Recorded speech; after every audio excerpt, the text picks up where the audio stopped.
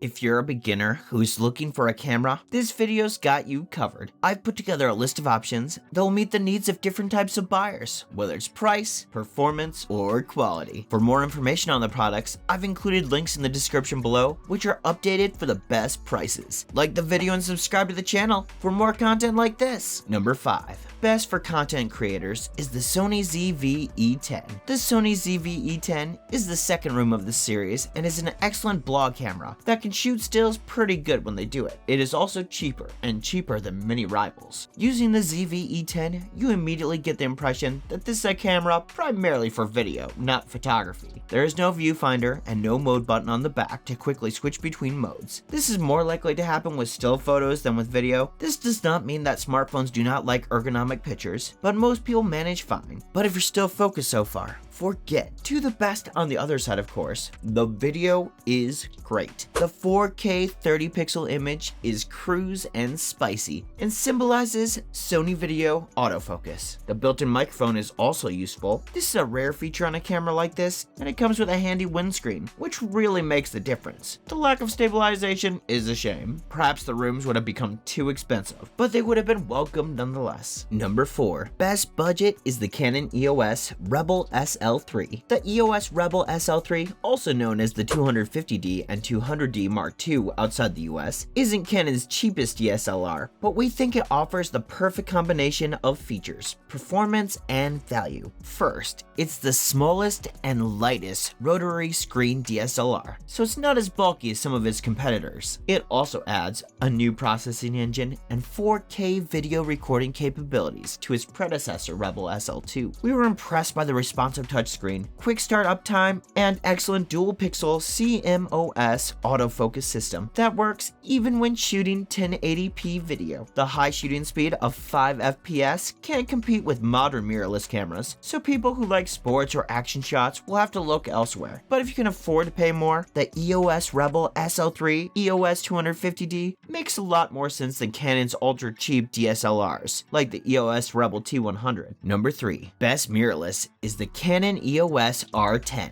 To help people get into the rapidly growing EOS R line of mirrorless cameras, Canon has introduced some smaller, more affordable models to the line. The EOS R10 is expensive for an entry-level camera, but it's a great investment for anyone serious about photography. It features an APS-C sensor, which is smaller than the full-frame sensor of the larger EOS R camera, but it uses the same lens configuration. This means you'll be able to use all of Canon's excellent RF lenses, which the company is currently investing its R&D budget into. The range is currently small, but you can expect it to increase over time, which is not something we can say for the DSLR EF lenses, or for the poor, sad EFM mirrorless range. In our test, we praised the EOS R10 for its satisfactory performance and excellent image quality. Hopefully, Canon learns from the failed EOS M series and continues to introduce native RFS lenses that fit the smaller sensors of these cameras. Number 2. Best all-around is the Nikon D3500. The Nikon D3500 is a DSLR, so it has a mirror mechanism that allows you to use an optical viewfinder. This makes it physically larger than a mirrorless camera like the Sony a6000, but many photographers prefer the slightly larger and more ergonomic form factor of a DSLR. It may not be the most sophisticated camera, but there's still room for it, and it will be for a long time. When I tested the Nikon D3500, I appreciated the handling of this satisfying DSLR. There's no doubt that this is a fun camera. One thing to note is that while the stock lens will do the trick, you may want to make upgrading a priority. Choosing a lens with larger maximum aperture gives you more flexibility and exposure and depth of field, expanding your shooting options. Specially optimized to be the best camera for beginners, the Nikon D3500 comes with helpful tutorials and guided modes to help new users understand the basics of exposure and settings. The D3000 series cameras are one of the most popular cameras among students, and this is one of the big reasons why. Of course, it also helps that Nikon's f-mount gives you access to a huge catalog of great lenses. The D3500 has an APS-C sensor and a resolution of 24.2